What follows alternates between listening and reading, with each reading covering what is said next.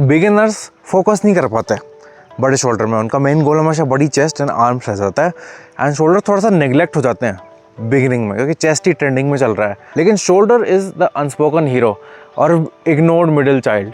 बड़े शोल्डर बहुत ही एस्थेटिक लगते हैं, मैस्कुलिनिटी का एक साइन भी होता है। इतनी सारी इन्फॉर्मेशन है, साथ में डिस इन्फॉर्मेशन, मिस इन्फॉर्मेशन है कि चूज़ करना मुश्किल हो जाता है किस रास्ते में चलना है। तो मैं आपको रास्ता दिखा दूंगा, करना तो एंड में आपको ही है। तो सबसे पहले तो एक्सरसाइज सिलेक्शन में आते हैं, जो कि सबसे ज़रूरी पार्ट होता है ऑलमोस्ट हर गोल के लिए। उसके लिए हल्का फंक्शन जान लेते हैं, करता क्या शोल्डर। वैसे शोल्डर बहुत कुछ करता है, बहुत वर्सेटाइल जॉइंट है, 360 डिग्रीज घूमता है। मतलब ऐसे कम ही ये शोल्डर हो गया और क्या हिप्स, क्योंकि ये हमें लिम्ब से अटैच करते हैं अपने, है ना, तो इनमें रेंज ऑफ मोशन ज़्यादा चाहिए। तो करता तो बहुत कुछ है, बट हम जैसे इंसान हम करते ही हैं, जनरलाइज और कंपार्टमेंट में डालेंगे मूवमेंट्स ताकि हम इजीली समझ पाएँ। तो Kiki, is it possible that you come here? But how will, I think phone will be fine. I'll do it fast. You don't have to wear a jacket, no? But someone's calling me. You want to show something on physique? Wait. Hello? Showing shoulder motions. तो जैसे मैंने बोला 360 degree घूमता है, but हम अगर divide करना चाहेंगे ऐसे, तो ये आगे वाला, साइड वाला एंड पीछे खींचने वाला, ये ट्रेनिंग के पर्पज़ से इन तीन उसमें डिवाइड कर देते हैं, क्योंकि इसमें जो हम जनरलाइज कर रखे हैं 3 साइड, उसको ट्रेन कर पाएंगे। ऐसे होते तो काफ़ी हैं, 7 करीब बोलते हैं, 7 रीजन होते हैं, लेकिन हमें क्या करना इतना जान के। तो बहुत सारे एक्सरसाइज हैं। पहला होता है सीटेड डंबल प्रेस। उसमें आप खड़े होकर भी कर सकते हो, मिलिट्री प्रेस वगैरह भी कर सकते हो, बट उसमें होगा ये कि आपकी स्टेबलाइजेशन की नीड होगी, खड़ा होना है, बैलेंस करना है।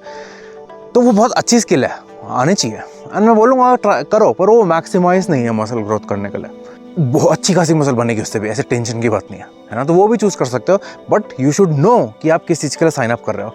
आपको मतलब सीखनी पड़ेगी स्किल, ग्लूट्स को कैसे टाइट रखना है, आपको कैसे टाइट रखना है, खुद को इस पोजीशन में टाइट कर होल्ड करके तब फोकस करना है इस पर। पुश प्रेस भी सीख सकते हो, बट वो ज़्यादा पावर मूवमेंट की साइड हो गया। उससे शोल्डर मतलब आप स्किल सीखोगे पावर की, है ना। शोल्डर का साइज़ नहीं कम बढ़ेगा, नहीं बढ़ेगा तो गलत होगा बोलना। तो हाँ, सीटेड डंबल ओवरहेड प्रेस या सीटेड इंक्लाइन प्रेस जो स्मिथ मशीन में होगी, वो बेस्ट होगी मसल बिल्डिंग के लिए। एंड एक्चुअली बारबेल भी काफ़ी अच्छी होगी, अगर आप पे नहीं है तो आप बारबेल से सीटेड अगर ओवर प्रेस कर सकते हो, गजब एक्सरसाइज है फ्रंट डेल्ट की। आप अगर वाइड करेंगे तो देखना अपर आर्म का पाथ कैसा होगा, ये ठीक है, और साइड रेज में कैसा होता है, ये राइट। तो मतलब ज़्यादा साइड रेज ट्रेन होगा इसमें, फिर भी फ्रंट डेल्ट ही फोकस आएगा किसी भी ओवरहेड प्रेसिंग में। डन। इंक्लाइन प्रेस जो है चेस्ट की, उस पर भी काफ़ी आ जाता है front dealt. And mostly bench press, कोई भी हैवी प्रेसिंग कर रहे हो आप, उसमें काफ़ी आता ही है फ्रंट डेल्ट। बहुत हार्ड होता है उसको अवॉइड करना, है ना। तो वहाँ पे ट्रेन होता ही है, इसलिए बिगिनर्स के खुद ही थोड़े बहुत ग्रो हो जाते हैं ऑटोमेटिकली। तो साइड डेल्ट को ऑलरेडी हमने बहुत बोल ही दिया है, बट बस ये वाला मोशन आपको लोड करना है, साइड की तरफ वो लोड करना है। तो अब वो आप उससे भी कर सकते हैं, क्या होता है अपराइट रो, ये वाला अपर आर्म देखो पाथ वही है, ये है ना, साइड डेल्ट ट्रेन होगा उसमें। हाँ, अपराइट रो में ट्रैप्स भी हो जाते हैं, क्योंकि आप ये भी करते हैं स्कैपुला को ऊपर नीचे। तो स्कैपुला को हिलाना ना इधर उधर, वो ट्रैप्स का ये और अलग वीडियो हो, बट ये पूरा स्कैपुला पीछे ये ट्रैप्स कर रहे हैं बेसिकली, है ना। तो अगर ट्रैप्स को अवॉइड करना है, तो मतलब आपको ट्रेन करनी है ये, तो ट्रैप्स को लॉक रखना है एक प्लेस में। ये मैं तो बोलूँगा कि जो ट्रैप्स हैं उनको डिप्रेस करके रखो नीचे, ये डिप्रेस नीचे की तरफ, ट्रैप्स को उस पोजीशन को होल्ड करने में बिजी रखो, तो वहाँ पे चल जाएंगे, आप साइड डेल्ट ट्रेन कर दोगे। एंड रेयर डेल्ट भी आप कोई भी वाइड रोइंग टाइप करते हो उसमें आता है, बट अगर स्पेसिफिकली टारगेट करना है तो वाइड रोइंग में क्या होता है, हाथ आप ऐसे पुल करते हो, ये है ना।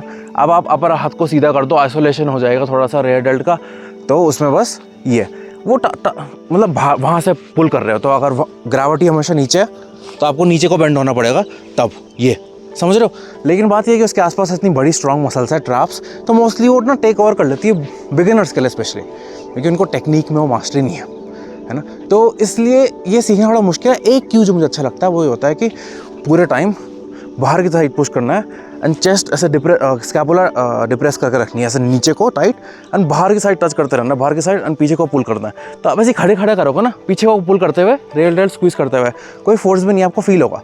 ऐसे करके करोगे तो और फील होगा, है ना। फिर उसको लोड करोगे तो मज़ा ही आ जाएगा। तो रेयर डेल्ट के लिए वो है। अब बात करते हैं barbell dumbbell, cable, Smith machine, क्या यूज़ करूँ उसमें मैं। ऑनेस्टली मैंने ना ये वीडियो थोड़ी अंडर एस्टिमेट कर दी। मैं कोई वीडियो के लिए प्लान नहीं करता, मैं स्क्रिप्ट वगैरह नहीं लिखता, मैं आता हूँ, मैं कैमरा खोलता हूँ, मैं बात करने लग जाता हूँ, है ना। तो अब जैसे जैसे मैं बात कर रहा हूँ मुझे लग रहा है अबे यार इसमें तो बहुत सारी चीज़ें हैं, लेकिन चलो ठीक है, मैं ऐसी फ्लो में जो आ रहा है I will try to cover everything, है ना। तो अब बारबेल, डंबल, केबल वाला क्या यूज़ करना है। बारबेल्स ना लोड करने के लिए बड़े मस्त हैं, शोल्डर, बट उसमें और मसल आ जाएंगे। जैसे आप ऊपर प्रेस करोगे तो थोड़ा अपर चेस्ट के फाइबर्स आप रिक्रूट करोगे, तो मतलब थोड़ा मुश्किल है उसमें बारबेल में। बट काफ़ी लोगों ने बड़े बड़े शोल्डर बना रखे हैं इंक्लूडिंग मी बारबेल से, तो पॉसिबल तो है 100%, है ना। बट क्या सबसे ज़्यादा एफिशिएंट होगा वो? मुझे लगता है जो मेरा 50% साइज़ है शोल्डर का, वो मैंने स्मिथ मशीन प्रेसेस से ही गेन करा है। अब अगर आपकी कोई इंजरी वगैरह हो गई, दर्द हो रहा है स्पेशली एल्बो जॉइंट में, है ना, तो ऐसे पुलिंग में पुशिंग में एल्बो जॉइंट में पेन होने लग गया, या फिर आप चाह रहे हो कि आप ट्राइसेप एंड बाइसेप पे बहुत फोकस करो, तो किसी भी और मूवमेंट में वो फटीग ना हो, तो और आप पूरा उन पे फोकस करो एंड शोल्डर का इफेक्ट ट्राइसेप पे ना आए, तो वहाँ पे केबल्स एंड डंबल्स थोड़ा अच्छे ऑप्शन हो जाते हैं, क्योंकि ना उसमें थोड़ा स्ट्रेट आर्म वाली चीज़ें इजीली हो जाती हैं। तो जैसे फ्रंट रेस, साइड रेस, है ना, रेयर डेल्ट फ्लाई, ये केबल डंबल से अच्छे हो जाएंगे। तो आपकी चॉइस है कैसे प्रोग्रामिंग हो रही है आपकी, उस हिसाब से एक्सरसाइज सिलेक्शन होगा इसमें। बट आप मेन बात समझ गए, अपर आर्म देखो, ये फ्रंट डेल्ट, ये साइड डेल्ट, ये रेयर डेल्ट, वाइड रोइंग से भी हो जाएगी रेयर डेल्ट, अपराइट रो से साइड डेल्ट, एंड कोई भी ओवरहेड प्रेस या इंक्लाइन प्रेस से front dealt. But front race से भी हो जाएगा, साइड रेस से भी हो जाएगा, and rare dealt fly machine या केबल उनसे भी हो जाएगा। फ़र्क क्या है? हाथ सीधा है, हाथ बेंड है, बस। कंपाउंड एंड आइसोलेशन में बेसिकली फ़र्क यही हो जाता है अपर बॉडी की ट्रेनिंग में, ये हाथ ये है, बस ये फ़र्क होता है। एंड बहुत लोग बोलते हैं कि फ्रंट रेस नहीं करने चाहिए, नहीं बोलते कि ये वेस्ट ऑफ टाइम है, आप प्रेसेस भी करते हो उसमें होता है, लेकिन अगर आपको डेवलप करने हैं फ्रंट डेल्ट, जो कि मैंने बहुत समय से, पहले होते थे वो ओवर डेवलप्ड फ्रंट डेल्ट्स, बहुत समय से मैंने आजकल स्पेशली बिगिनर्स को देखे नहीं है कि ओवर डेवलप हो रहे हैं, तो आई वुड से कि कर सकते हो, है ना। और फ्रंट डेल्ट का जो कॉन्सेप्ट है ना, वो एक्चुअली फ्रंट रेज इतना अच्छा है नहीं उसके लिए। ये एक्चुअली ना आयरॉनिकली अपर चेस्ट के लिए थोड़ा अच्छा है। अगर केबल से हो जाए यहाँ से पाथ आके यहाँ तक, तो अपर चेस्ट आ गया, लेकिन इसके ऊपर ये फ्रंट डेल्ट के लिए बहुत झकास है ना। तो अब देखोगे एक्चुअली पुराने वेट लिफ्टर भी ये पूरी एक्सरसाइज करते थे, है ना। तो अगर ओल्ड स्कूल साइड जाना चाह रहे हो उसमें, तो ये फ्रंट बारबेल फ्रंट रेस, है ना। केबल अगर थोड़ा सा नया करना चाहते हो तो सिंगल हैंड बैठ के केबल नीचे से ऊपर पूरा, है ना, तो यहाँ से यहाँ तक लागो तो अपर चेस्ट होगा, इससे ऊपर तो फ्रंट डेल्ट भी हो जाएगा अच्छा खासा। अगर एक मूवमेंट चूज़ करके उनमें से तो ज़्यादा अच्छा होगा। ओके, बहुत समय वेस्ट कर दिया, अब आते हैं हम नंबर ऑफ रेप्स। टेंशन मतलब सॉलिड रिकमेंडेशन दूंगा मैं एक्सरसाइज की, जो मेरे ओपिनियन में, मेरे एक्सपीरियंस में काफ़ी अच्छी रही हैं।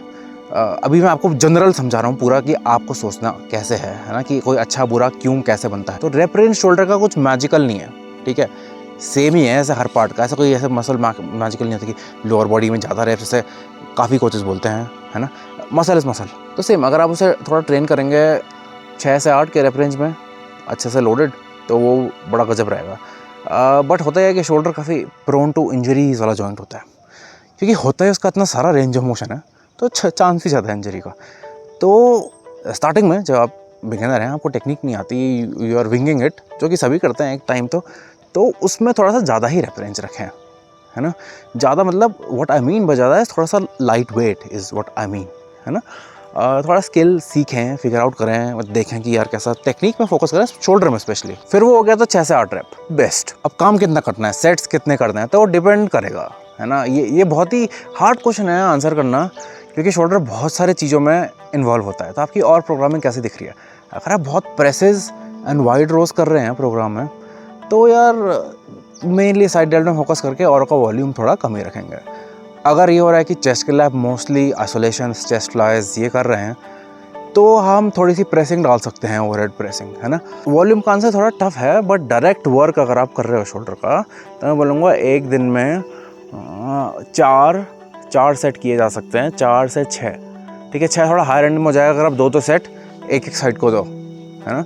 एंड पूरे हफ्ते में 12 से ज़्यादा मतलब अच्छे set, intense set, not fluff set, warm set count कर रहे हो उसमें, नहीं, इंटेंस सेट की परफॉर्मेंस चल रही है। एंड लास्ट के रेप थोड़ा मतलब ये हो रहा है कि मुश्किल हो रहा है ना।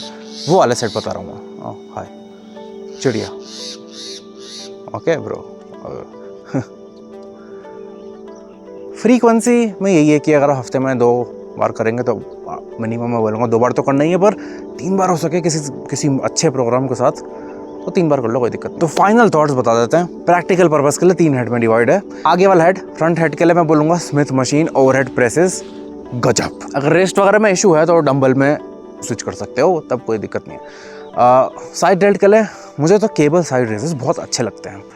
थोड़ा सा मैं उससे इमेजिन करता हूँ कि मैं बाहर की तरफ पुश कर रहा हूँ, तब अच्छा सा फ्रंट डेल्ट। खड़े हो गए, अभी खुद ट्राई करो ऑनेस्टली, ट्रैप्स को नीचे दबा दिया, ऐसे इमेजिन करना है कि बाहर की तरफ पूरा टाइम में बड़े से बड़ा सर्कल बना रहा हूँ, वहाँ टच कर रहा हूँ, ठीक है। अभी ऐसी साइड डेल्ट फील होंगे अच्छे से आपको। एंड रेड डेल्ट के लिए ऑफकोर्स रेड डेल्ट फ्लाई, वो भी मुझे केबल से अच्छे लगने लगे हैं। जो मशीन होती है ना रिवर्स पैक डेक, वो भी सही है, बट काफ़ी जिम में ना वो मज़ा नहीं आता उस वाली मशीन में। तो केबल ही है कि रिलायबली आप हर जगह रेप्लिकेट कर सकते हो हर जिम में। अमाउंट ऑफ रेप्स वही टेक्निक सीखते हुए थोड़ा सा हाई, इसमें टेक्निक में थोड़ा ज़्यादा ध्यान देना। एंड 6 to 8 रेप्स बढ़िया हैविली इंटेंस। वॉल्यूम मैंने बोला था कॉम्प्लिकेटेड है, डिपेंड करता है आपकी और प्रोग्रामिंग कैसे दिख रही है, बट फिर भी दिन में 4-6 सेट, हफ्ते में 12 सेट। इसमें मैं ऐसे आवाज़ नीचे करके ऐसे इसलिए बोलने लग गया क्योंकि इट हेविली डिपेंड्स ऑनेस्टली। और frequency 2 to 3 times. Like click कर देना। मुझे ये वाला पार्ट नहीं आता कैसे करते हैं, कि कमेंट लाइक शेयर। और मैं रेनकोट इसलिए पहना है क्योंकि बारिश का नोटिफिकेशन था, बट थी नहीं। एंड जब हम आए तो स्टार्टिंग में हो रही थी, एंड फिर बोलो कि अंदर क्यों नहीं रिकॉर्ड कर ली। मेरा मन था बाहर रिकॉर्ड करने, मुझे अच्छा लग रहा था, मेरा मूड ऐसा हो रहा था, जैसे बादल अभी हिल रहे हैं मैं देख रहा हूँ, मेरा मूड हो रहा था कि मैं रिकॉर्ड करूँ, है ना। तो इसलिए मैंने कर दिया, मेरा मन था। इसका कैसे, ओके प्लीज़ लाइक।